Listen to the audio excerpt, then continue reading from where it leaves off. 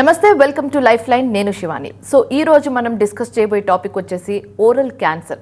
So వీటికి causes, symptoms and treatments గురించి వివరించడానికి ప్రస్తుతం మనతో పాటు స్టూడియోలో ఉన్నారు doctor Harish from Malla Reddy Narayana hospital. ఆయనతో మాట్లాడి మరిన్ని వివరాలు అడిగి తెలుసుకుందాం. హలో డాక్టర్ గారు. హలో అండి, నమస్తే. సో ఓరల్ క్యాన్సర్ అనేది చాలా మందికి అవేర్నెస్ లేదని చెప్పాలి. సో ఏంటి, first of all oral cancer అంటే ఏంటి అండ్ ఎవరెవరికి ఈ క్యాన్సర్ వచ్చే ఛాన్సెస్ ఉంటుంది?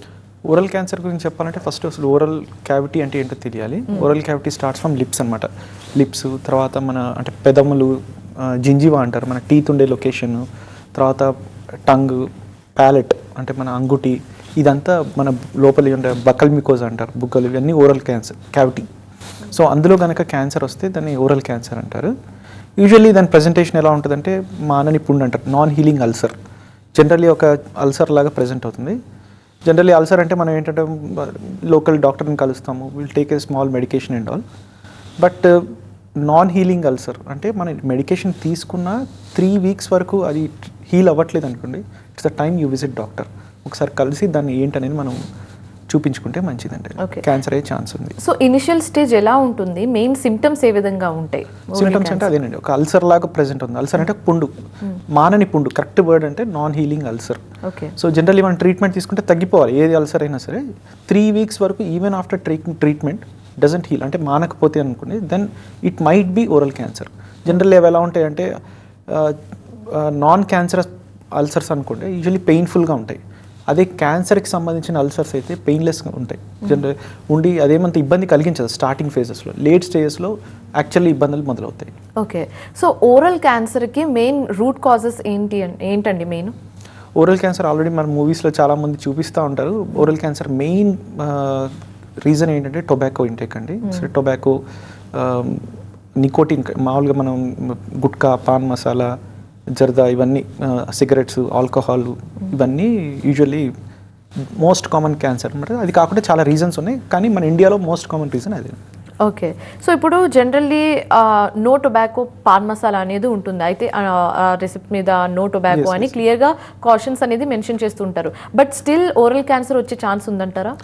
ఇది కామన్గా జరుగుతూ ఉంటుందండి. మా ఓపీలో పేషెంట్స్ వస్తూ ఉంటారు, వచ్చి చూపిస్తారు. అంటే మేము అడుగుతాం, ఇట్లా మామూలుగా జనరల్లీ మీకు క్యాన్సర్ హిస్టరీ ఉంది, క్యాన్సర్తో వచ్చారనుకోండి, మీరు టొబాకో తీసుకుంటారా, ఎంతకాలం నుంచి తీసుకుంటున్నారు అంటే, లేదు సార్ నేను ఓన్లీ పాన్ మసాలా తింటాను, అందులో స్పెసిఫిక్గా నో టొబాకో అని ఉందని చెప్పి మాకు చూపిస్తూ ఉంటారు.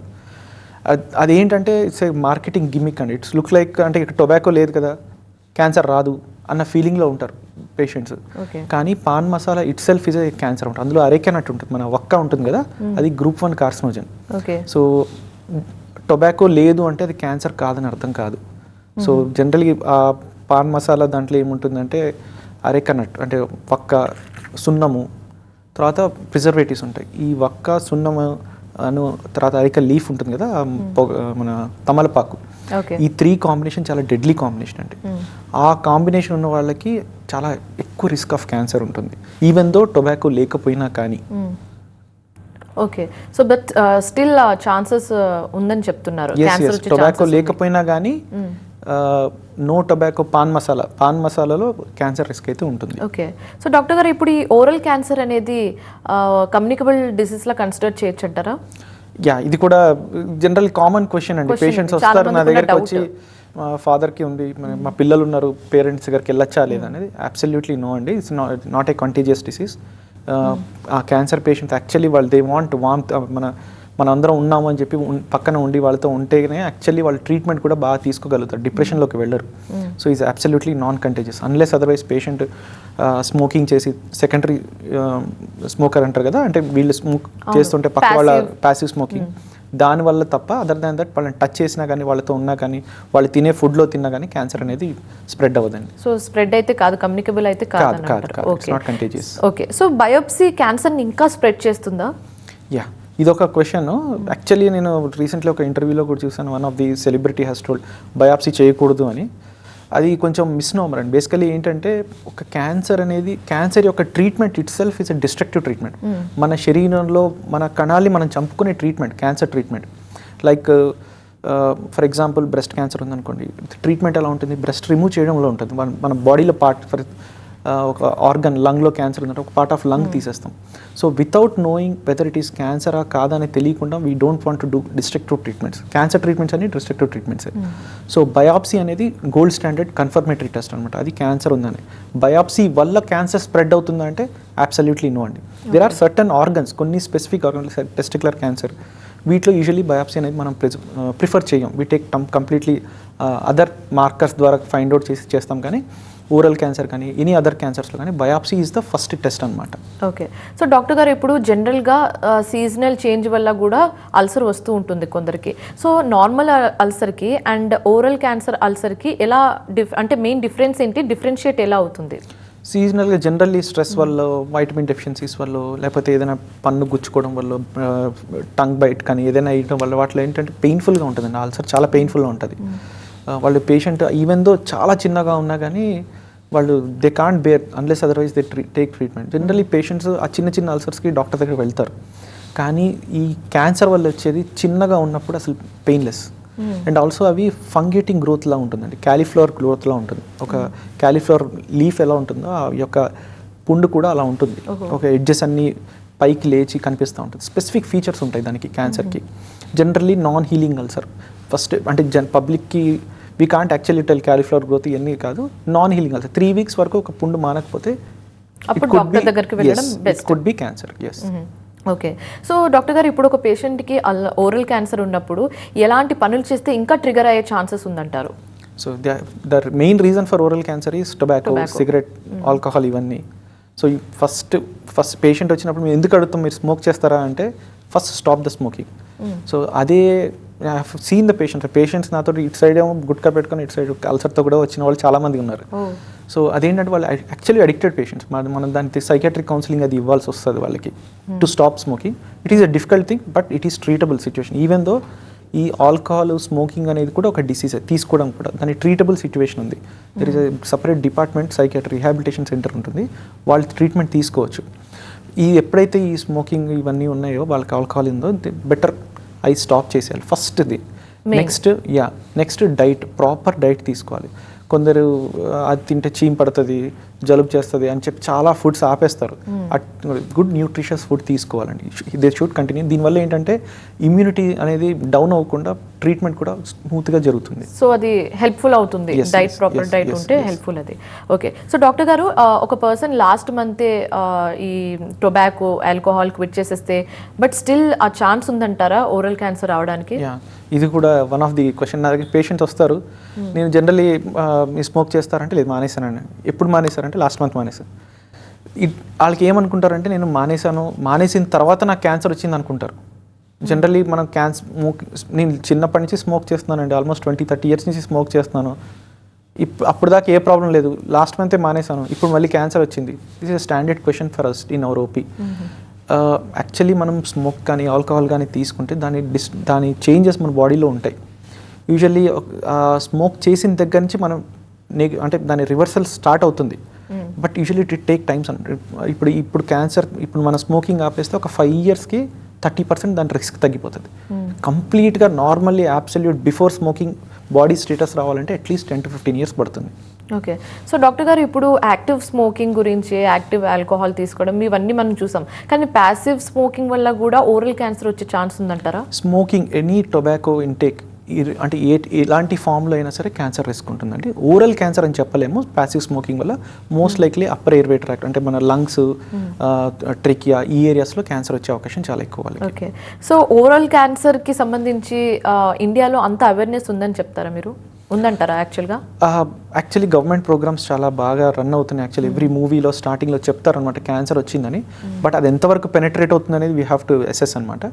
బట్ యాజ్ సచ్ ఇప్పుడు అది మెయిన్లీ ఆ మూవీస్లో కనుక గవర్నమెంట్ ప్రోగ్రామ్స్ చిన్నపిల్లల్ని బాగా ఇన్ఫ్లుయెన్స్ చేస్తుంది to stop tobacco and that's a good move by government. But still it needs to be అంటే జనరల్ పబ్లిక్కి ఇంకా అవేర్నెస్ అయితే రావాల్సి ఉంటుందండి. ఓకే. సో ఓరల్ క్యాన్సర్ని ఎలా డయాగ్నోస్ చేస్తారు? ఫస్ట్ పేషెంట్ మన దగ్గరికి హాస్పిటల్కి వస్తారు, ఒక నోట్లో పుండు మానట్లేదండి 3 weeks నుంచి, చాలా ట్రీట్మెంట్స్ తీసుకున్నాను, స్టిల్ ఇట్ ఈస్ అంటే అప్పుడు ఫస్ట్ థింగ్ ఏంటంటే కన్ఫర్మేషన్ తీసుకోవాలి అది ఏంటనేది. Will take a biopsy, small piece తీస్తాం, తీసి యూజువల్లీ 2 to 3 days రిపోర్ట్లో వచ్చేస్తుంది మనం మ్యాలిగ్నెన్సీ ఉందా లేదా అనేది. 2-3 ఒక్కసారి అందులో క్యాన్సర్ అని కన్ఫర్మ్ అయిన తర్వాత దెన్ ఆ డిసీజ్ అక్కడే ఉందా ఇంకా బాడీలో ఇంకెక్కడికైనా స్ప్రెడ్ అయిందా అనేది చాలా ఇంపార్టెంట్. బేస్డ్ ఆన్ దాన్ని బట్టి మన స్టేజ్ తెలుస్తుంది. ఆ స్టేజ్ కోసం we have to do further testing, city కానీ ఎంఆర్ఐ కానీ పెట్ స్కాన్ కానీ. Based on the extent of the disease the doctor decides. Okay, so doctor గారు ఇప్పుడు ఓరల్ క్యాన్సర్ అనేది జెనెటిక్గా వచ్చే ప్రాబ్లమ్ అని కన్సిడర్ చేయొచ్చా? యా, చాలా వరకు క్యాన్సర్స్ జెనెటిక్ అని. ఓరల్ క్యాన్సర్ యూజువల్లీ హెరిడిటరీ కాదండి. Usually main reason for is tobacco, alcohol and pan masala, gutka, ఇవి జనరల్లీ. కానీ వెరీ రేర్ పీపుల్కి ససెప్టిబిలిటీ ఉంటుంది, జెనెటిక్గా రాదు. వాళ్ళ ఫ్యామిలీలో వాళ్ళకి టొబాకో తీసుకుంటే తొందరగా క్యాన్సర్ రిస్క్ వచ్చే ఛాన్స్ ఉంటుంది. కానీ generally tobacco as such hereditary అంటే మన ఓరల్ క్యాన్సర్ కాదండి. It's like easily avoidable cancer అది. సో ఈ ఓరల్ క్యాన్సర్ అనేది రివర్సబులా, క్యూర్ అయిపోతుందా అనేది చాలా మందికి ఉన్న డౌట్. సో దానికి మీ ఆన్సర్ ఏంటి? Stage 1, 2, 3 even early stages of stage 4 కూడా స్టిల్ క్యూరబుల్. అంటే ఎడ్జ్ వరకు క్యూర్ చేయొచ్చు అన్నమాట. అన్లెస్ అదర్వైజ్ మొత్తం బాడీ అంతా స్ప్రెడ్ అయిపోయిన సిచ్యువేషన్లో ఉంటే తప్ప 1, 2, 3 వరకు అయితే క్యూరబుల్. అంటే మళ్ళీ రిస్క్ తిరిగి వచ్చే అవకాశం ఉండొచ్చు, but still at right no ఆ స్టేజ్లో ఉన్నప్పుడు డిసీజ్ అంతా క్యూరబుల్ అనేది. ఈవెన్ స్టేజ్ 4లో కూడా ఏబీసీ అని ఉంటుంది, స్టేజ్ 4A వరకు కూడా curable. Okay, so post treatment మళ్ళీ అల్సర్ వచ్చే ఛాన్సెస్ ఉందంట. అది ఇందాక చెప్పాను కదండి, ఒకసారి స్మోక్ చేస్తే దాని ఎఫెక్ట్స్ ఆల్మోస్ట్ 10 to 15 years ఉంటుంది. సో అండ్ ఆల్సో ఆ స్మోక్ అనేది ఓన్లీ ఆ ఏరియాలోనే ఎక్స్పోజ్ అవ్వదు, మొత్తం అంతా ఓరల్ క్యావిటీ, లంగ్స్ అన్నీ ఎక్స్పోజ్ అవుతాయి. ఓకే, సో ఆ మిగతా ఏరియాస్ కూడా ఫ్యూచర్లో క్యాన్సర్ వచ్చే అవకాశం ఉంటుంది. We have to be. అందుకని ఏం చెప్తామంటే మనం even after treatment also, after అంటే surgery, radiotherapy, for what ever the treatment patient takes, మొత్తం క్యూర్ అయిపోయినా కానీ patient has to be on follow up, కంటిన్యూగా మాతో ఫాలోఅప్లో ఉండాలి. ఓకే, సో ఎలా చెప్తామంటే ఫస్ట్ 2 years every 3 months వచ్చి మాకు చూపించండి. నాట్ లైక్ పెద్ద టెస్ట్లు ఏమి ఉండవు, just clinical examination, just regular checkups ఉంటాయి. అంటే మళ్ళీ చిన్నగా వచ్చిన we have to identify. Next 2 years every 1 yearకి ఒకసారి, తర్వాత ఇయర్ అలా రమ్మని చెప్తాం. ఓకే, సో డాక్టర్ గారు ఇప్పుడు ట్రీట్మెంట్ విషయానికి వస్తే ఓరల్ క్యాన్సర్కి సంబంధించిన ట్రీట్మెంట్ ప్రాసెస్ ఏ విధంగా ఉంటుంది? So primarily oral cancer treatment surgery అండి. సర్జరీ చేయగలిగితే ఇట్స్ ఎ క్యూరబుల్ సిచ్యువేషన్ అన్నట్టు. But there are certain situations, అంటే సర్జరీ చేయాలంటే సర్జికలీ ఇన్యాక్సెసిబుల్ సైట్స్ ఉంటాయి. ఫర్ ఎగ్జాంపుల్ టంగ్ వెనక భాగంలో కానీ, ఫారింగ్స్ అంటారు, అంటే టంగ్ నుంచి మన ఫుడ్ పైప్కి వెళ్ళే దారిలో, లేకపోతే టాన్సిల్స్ దగ్గర ఆ ఏరియాలో క్యాన్సర్స్ ఉన్నాయి అనుకోండి, యూజువల్లీ అవి సర్జికలీ ఇన్యాక్సెసిబుల్ సైట్స్. సో వాటికి రేడియోథెరపీ అనేది ఇస్తాం. ఇవి క్యూర్ వైపు మాట్లాడే ట్రీట్మెంట్స్ అనమాట. When already if the disease has already spread, లేదంటే మనం ఇచ్చే ట్రీట్మెంట్ ఇంకా అంటే తర్వాత ఇచ్చే రేడియోథెరపీని ఎన్హాన్స్ చేయడానికి ఇచ్చేది మాత్రం కీమోథెరపీ ఉంటుంది. కానీ ఇప్పుడున్న అడ్వాన్స్మెంట్ జనరల్లీ సర్జరీ అంటే ఏదైతే 3-dimensional వైట్ ఎక్సెషన్ అంటారు, ట్యూమర్ ఎక్కడ ఉందో ఆ ఏరియా మొత్తం దాని చుట్టూతా నార్మల్ టిష్యూ కూడా తీసేస్తాం అనమాట. ఓకే, ఇది ఇప్పుడు వరకు ఉంది. సో ఇప్పుడు ఏంటంటే మనం ఇందాక చెప్పాను కదా, బేస్ ఆఫ్ టంగ్ లీజన్స్, అవి సర్జికలీ ఇన్యాక్సెసిబుల్ సైట్స్ అని, అంటే ఆ ఏరియాకి మనం సర్జన్ రీచ్ కాలేదు. ఇప్పుడు ట్రాన్స్ ఓరల్ రోబోటిక్ సర్జరీ అని ఉంది, TORS, మన మల్లారెడ్డి హాస్పిటల్లో జరుగుతుంది. సో ఒకవేళ బేస్ ఆఫ్ టంగ్ అని, ఫారింజల్ ట్యూమర్స్, టాన్సిల్ లేదా లారింగ్స్ అంటే వాయిస్ బాక్స్లో చిన్న ట్యూమర్స్, ఒకప్పుడు వాటికి ఏంటంటే సర్జికల్లీ మనం అంత దూరం వెళ్ళలేము. సో ఈ రోబోట్ ద్వారా అక్కడ దాకా రీచ్ అయ్యేది ఎక్సర్సైజ్ చేయొచ్చు. అది వన్ ఆఫ్ ది ఇప్పుడున్న latest advancement in the treatment అనమాట. అండ్ పేషెంట్ కూడా చాలా బెటర్ రిజల్ట్స్ ఉంటాయి వాటి వల్ల. సో ఈ ట్రీట్మెంట్ జరిగిన తర్వాత ఎన్ని రోజులు పడుతుంది ఒక నార్మల్ లైఫ్కి రావడానికి? సర్జరీ వరకు అయితే any surgery in the body usually complete normal రావాలంటే క్యాన్సర్ సర్జరీస్ అని 3 weeks జనరల్లీ పడుతుందండి. అందుకనే మనం సర్జరీ అయిన తర్వాత ఫర్దర్ ట్రీట్మెంట్ కీమోథెరపీ కానీ, రేడియోథెరపీ కానీ ఏమైనా ఇవ్వాలనుకోండి 3 weeks జనరల్లీ వెయిట్ చేస్తాం. సో ఈ డ్యూరేషన్లో అంటే హీలింగ్ ప్రాసెస్ అది చేయడానికి చూస్తాం అనమాట. ఓకే, సో డాక్టర్ గారు ఇప్పుడు ఓరల్ క్యాన్సర్ ట్రీట్మెంట్ అంటే కొంతమంది భయపడుతూ ఉంటారు, ఆ భయం అనేది ఉంటుంది. మౌత్కి సంబంధించిన సర్జరీ కాబట్టి బ్లీడింగ్ కానీ, నొప్పి కానీ, హెవీ పెయిన్ ఉంటుందని అనుకుంటారు. So what you have to say about? Even cosmetic reasons కూడా ఉంటాయి, నా ఫేస్ ఏమైనా డిఫార్మ్ అయిపోతుందా అనేది కూడా జనరల్లీ పబ్లిక్కి ఆలోచన ఉంటుంది అనమాట. సర్జరీ చేస్తున్నప్పుడు మాత్రం అబ్సల్యూట్లీ పేషెంట్కి ఏమీ తెలియదు. దే విల్ బి అంటే పేషెంట్ ఆపరేటింగ్ రూమ్లోకి వెళ్తారు, బయటకు వచ్చేసరికి సర్జరీ అయిపోతుంది. సో ఈ మిగతా ఇష్యూస్ అనేవి మ్యాక్సిమం ఎలా ఉంటుందంటే కాస్మెటిక్ ఇష్యూస్ ఇందులో టైప్స్ ఉంటాయండి. రీకన్స్ట్రక్షన్ అనమాట. మెయిన్లీ ఒకప్పుడు ఎర్లీ 1950s 1960s ఆ టైంలో సర్జరీస్ ఏంటంటే రాడికల్ ట్రీట్మెంట్స్ ఉండేవి అనమాట. మనం తీసేవన్నీ ఫర్ ఎగ్జాంపుల్ టంగ్లో క్యాన్సర్ ఉందనుకోండి, టంగ్, ఈ జా బోను, నెక్ అంతా కలిపి తీసేవాళ్ళు, కమాండో సర్జరీ అనేవాళ్ళు. అది చాలా అగ్రెసివ్ ట్రీట్మెంట్స్, అవి ట్రెడిషనల్ సర్జరీస్. సో ఇప్పుడు ఏంటంటే ఈ జనరేషన్ ఇప్పుడు మోర్ ఆఫ్టర్ 2015 ఆ టైంలో ఏంటంటే మోర్ ఆఫ్ ప్రిజర్వేటివ్ సర్జరీస్. అంటే మనం క్యాన్సర్ ట్రీట్ చేస్తూ బెటర్ రిజల్ట్స్ ఇస్తూ క్వాలిటీ ఆఫ్ లైఫ్, పేషెంట్ యొక్క క్వాలిటీ ఆఫ్ లైఫ్ని కూడా కన్సిడర్ చేస్తాం. అంటే ఆఫ్టర్ సర్జరీ అంటే అబ్సల్యూట్లీ నార్మల్ బిఫోర్ సర్జరీ ఎలా ఉందో చేయలేము, కానీ పేషెంట్కి మ్యాక్సిమం ఎంత ఇవ్వగలుగుతామో బెటర్ క్వాలిటీ ఆఫ్ లైఫ్ అనేది చాలా important. Better quality of life అంటే అతను ప్రాపర్గా, మెయిన్లీ ఓరల్ క్యావిటీకి 3 ఫంక్షన్స్ అండి. బ్రీదింగ్, మంచిగా ప్రాపర్గా గాలి తీసుకోగలగాలి. ఫుడ్ స్వాలోయింగ్, మంచి ఆహారం కానీ వాటర్ కానీ తాగగలగాలి. Next speech. ఈ 3 పేషెంట్కి ఉండేలాగా ప్రిజర్వ్ చేయడం. ఇది ఎలా చేస్తాము అనేది అంటే డిఫరెంట్ కైండ్స్ ఆఫ్ ఫ్లాప్స్ ఉంటాయి. అంటే ఒకవేళ కనుక మనము లోకల్ రొటేషన్ ఫ్లాప్స్ అంటారు. అంటే ఒక చోటు నుంచి మనం ట్యూమర్ తీసామనుకోండి, ఆ ఏరియా నుంచి వేరే చోటు నుంచి స్కిన్ రొటేట్ చేసి పెడతాం అనమాట. ఇంకోటి అడ్వాన్స్ ట్రీట్మెంట్స్ కూడా ఉన్నాయి ఇందులో, ఫ్రీ ఫ్లాప్స్ అంటారు. ఫ్రీ ఫ్లాప్స్ అంటే ఫర్ ఎగ్జాంపుల్ ఈ జా బోన్ తీసేసామనుకోండి, జస్ట్ ఇన్ కేస్ అందులో క్యాన్సర్ ఉంది. సో ట్రెడిషనల్ ట్రీట్మెంట్ ఏంటంటే ఇక్కడ స్కిన్ అండ్ మజిల్ తీసి పెడతాం. సో పేషెంట్ ఎప్పటికీ ఇటు సైడ్ తినలేడు, ఆపోజిట్ సైడే కొరకగలిగే ఛాన్స్ ఉంటుంది. సో వాళ్ళకి అది కాకుండా ఈ జా బోన్ ఇక్కడ సపోర్ట్ లేకపోతే పక్కకు తిరిగిపోతుంది. సో వాళ్ళకి అంత బెటర్ క్వాలిటీ ఆఫ్ లైఫ్ ఉంటుంది. దానికి ఏంటి అంటే మన కాల్లో ఫిబులా అని ఒక బోన్ ఉంటుందండి. అంటే మన చేతికి 2 బోన్స్ ఉంటాయి, కాలికి కూడా ఒక 2 బోన్స్ ఉంటాయి మన లెగ్కి. ఆ సెకండ్ బోన్ అనేది మన హ్యూమన్స్ పెద్దగా యూజ్ ఉండదు దానికి. సో మన ఆ బోన్ను along with skin and muscle తీసుకొని దాని రక్తనాళాలు, దాని బ్లడ్ సప్లై ఏదైతే ఉందో అది మైక్రోస్కోప్ ద్వారా గొంతులో ఉన్న రక్తనాళాలకి కలిపితే దాని సర్వైవల్ ఇక్కడ జాయిన్ చేసామనుకోండి, బోన్ని మనం ప్రిజర్వ్ చేస్తాం. దాన్ని ఫ్రీ ఫ్లాప్ అంటారు. సో అది పేషెంట్కి అంటే బెటర్ కాస్మెటిక్ రిజల్ట్స్ ఉంటాయి, బెటర్ క్వాలిటీ ఆఫ్ లైఫ్ కూడా ఉంటుంది. అంటే సర్జరీ తర్వాత probably immediately after surgery teeth ఉండదు. ఆఫ్టర్ కంప్లీషన్ ఆఫ్ మొత్తం ట్రీట్మెంట్ అయిన తర్వాత they can keep teeth also. So after surgery they look absolutely normal. Scar కూడా మనం డిజైన్ చేసే స్కార్ డిజైనింగ్ మాత్రం ప్లాస్టిక్ సర్జరీ హెల్ప్ తోటి స్కార్ కూడా మినిమల్ స్కార్ కనిపించేలాగా చేయొచ్చు అనమాట. సో నో అబ్నార్మాలిటీస్, అంతా పర్ఫెక్ట్గా అయిపోతుంది. నాట్ ఫర్ ఎవ్రీవన్, చాలా వరకు ఇది ట్రై చేయొచ్చు. కొందరికి మాత్రం చాలా గ్రాస్ డిసీజ్ ఉండి మొత్తం అంతా ఇన్వాల్వ్ అయిపోయిన వాళ్ళకి కూడా క్వాలిటీ ఆఫ్ కాస్మెటిక్ అంటే క్వాలిటీ ఆఫ్ లైఫ్ ఇంపార్టెన్స్ ఇస్తాం. ఓకే. సో డాక్టర్ గారు మీరు అన్నట్టుగా చాలా కాంప్లికేషన్స్ ఉన్నాయి ఇఫ్ ఈ ignore oral cancer in initial stage. So ఒకవేళ ఏమైనా అలాంటి ఓరల్ క్యాన్సర్ ఎవరికైనా ఉంటే ఇనిషియల్ స్టేజ్లోనే దాన్ని నెగ్లెక్ట్ చేస్తే, ఇంట్లోనే ఏమైనా సెల్ఫ్ మెడికేషన్ తీసుకుంటే ఫ్యూచర్లో ఇంకెలాంటి కాంప్లికేషన్స్ ఫేస్ చేయొచ్చు అంటారు?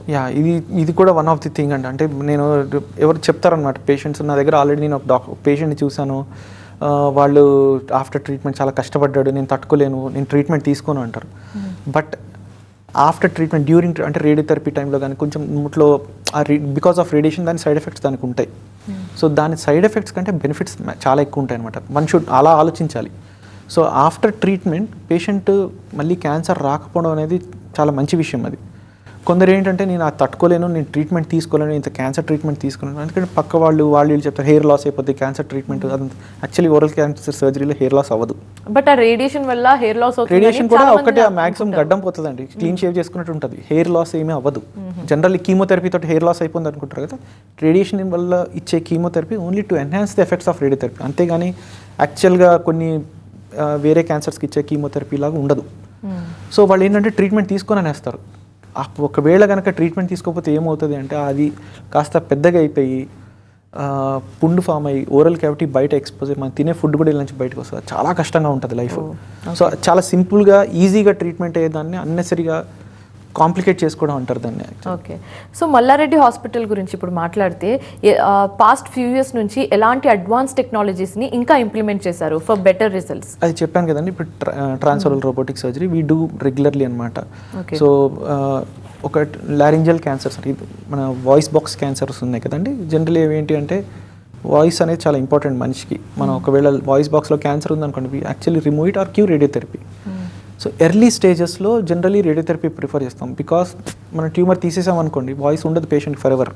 సో వాళ్ళకి ఏంటంటే ఈ రోబోట్ ద్వారా వాయిస్ బాక్స్ దాకా రీచ్ అయ్యి ఆ పార్ట్ ఆఫ్ ట్యూమర్ రిమూవ్ చేయొచ్చు. సో దానివల్ల ఏంటంటే patient immediate post op cure అవుతుంది.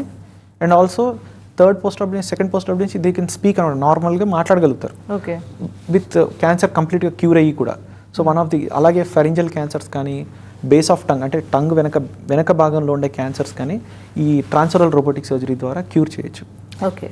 సో డాక్టర్ గారు, prevention is better than cure అని చెప్తారు కాబట్టి ఎలాంటి జాగ్రత్తలు అంటే ఓరల్కి సంబంధించి ఎలాంటి జాగ్రత్తలు తీసుకుంటే బెస్ట్? అండ్ ఒక normal person how often he should visit for oral cancer, అంటే స్క్రీనింగ్కి కానీ ఇలా డాక్టర్స్ని ఎప్పుడప్పుడు రెగ్యులర్ చెకప్స్కి మీట్ అవుతూ ఉంటే బెస్ట్ అని చెప్తారు? స్క్రీనింగ్, ఫస్ట్ ఆఫ్ ఆల్ నేను స్క్రీనింగ్ అంటే ఏంటో చెప్తాను. నెక్స్ట్ స్క్రీనింగ్ అంటే ఏ డిసీజ్ లేకపోయినా, అసలు పేషెంట్కి ఏమీ లేదు కానీ డాక్టర్ దగ్గరికి వెళ్ళి చెకప్ చేసుకోవడానికి స్క్రీనింగ్ అంటారు. అంటే అది ఫ్యూచర్ మన ఇండియాలో కొన్ని క్యాన్సర్స్కి స్క్రీనింగ్ అనేది అప్రూవ్ అయింది. ఒకటి బ్రెస్ట్ క్యాన్సర్, కోలాన్ క్యాన్సర్ అంటే బ్రెస్ట్ క్యాన్సర్, పెద్ద పేగు, cervical cancer and oral cancer కూడా అప్రూవ్ అయింది. సో ఓరల్ క్యాన్సర్కి ఏం చేయాలంటే దానికి ఏం స్పెషల్గా టెస్ట్లు ఏం అవసరం లేదండి. మనం ఏంటంటే పేషెంట్స్ని డివైడ్ చేసుకున్నాం, లో రిస్క్, హై రిస్క్ అని. లో రిస్క్ అంటే నార్మల్ పబ్లిక్, వాళ్ళకి ఎటువంటి ఆల్కహాల్ కానీ స్మోకింగ్, సిగరెట్ ఏమి హ్యాబిట్స్ లేని వాళ్ళు, బట్ స్టిల్ వచ్చే ఛాన్స్ ఉంది. అంటే ఎవ్రీ 3 ఇయర్లీ అంటే వాళ్ళ ఫ్యామిలీలో ఎవరికైనా ఉందంటే ససెప్టబిలిటీ ఉన్న వాళ్ళకి వాళ్ళు లో రిస్క్ కింద కన్సిడర్ చేస్తాం. అదే హై రిస్క్ అంటే చైన్ స్మోకర్స్, ఆల్కహాల్, వీళ్ళంతా ఏంటంటే హై రిస్క్ క్యాటగిరీ. వాళ్ళు ఎవ్రీ ఇయర్లీ ఒకసారి వెళ్ళి చెకప్ చేయించుకోవాలి. సింపుల్ టెక్నిక్ చెప్తాను. ఓరల్ సబ్మ్యూకస్ ఫైబ్రోసిస్ అనే ఒక కండిషన్ ఉంటుందండి. అది ఫ్యూచర్లో అది ఓరల్ క్యాన్సర్ కింద మారే అవకాశం ఉంటుంది. అది ప్రీ క్యాన్సరస్ కండిషన్.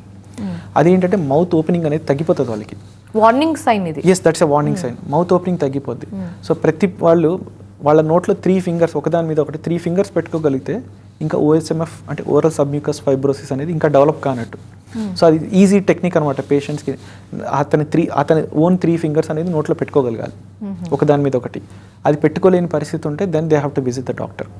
అలాగే కాకుండా low risk individuals every 3 to 4 years ఒకసారి వచ్చి డాక్టర్కి ఒకసారి చూపించుకుంటే మంచిది. అదే కనుక అది హై రిస్క్ ఉన్నారనుకోండి ఎవ్రీ ఇయర్లీ చూపించుకోవాలండి. ఓకే. సో పోస్ట్ ట్రీట్మెంట్ ఎలాంటి జాగ్రత్తలు తీసుకుంటే బెస్ట్ అని చెప్తారు? పోస్ట్ ట్రీట్మెంట్ తీసుకోవాల్సిన జాగ్రత్తలు ఏంటి అంటే after chemotherapy, after surgery and radiotherapy and all patient మేము స్పెసిఫిక్ డేట్స్ ఇస్తాం. ఈ పలానా డేట్ రండి అని. ఏంటంటే first 2 years every 3 months, next 2 years every 6 months, తర్వాత ఇయర్లీ వన్స్ వచ్చినప్పుడు ఏంటంటే చిన్న టెస్ట్లు, తర్వాత క్లినికల్ ఎగ్జామినేషన్, లంగ్స్ ఎగ్జామ్. ఎందుకంటే వీళ్ళు స్మోక్ చేస్తారు కదా, స్మోక్ లంగ్లో కూడా వాళ్ళ లంగ్కి వేరే క్యాన్సర్స్ కూడా వచ్చే అవకాశం ఉంటుంది. ఫీల్డ్ క్యాన్సరైజేషన్ అంటారు. అంటే ఆ క్యాన్సర్ ఆ లొకేషన్ కాకుండా వేరే చోటు కూడా వచ్చి ఉంటుంది. ఇన్ని ఎగ్జామిన్ చేస్తాం అనమాట. చూసి ఏదైనా ఎర్లీ స్టేజ్లో డిసీజ్ ఉంది దాన్ని ఐడెంటిఫై ట్రీట్ చేయడానికి హెల్ప్ అవుతుంది. ఓకే. సో డాక్టర్ గారు, ఓరల్ క్యాన్సర్ గురించి వివరించినందుకు థ్యాంక్ యూ సో మచ్ అండి. నమస్తే. సో ఇది ఇవాల్టి లైఫ్ లైన్. మరో అంశంతో మళ్ళీ కలుద్దాం. చూస్తూనే ఉండండి TV9.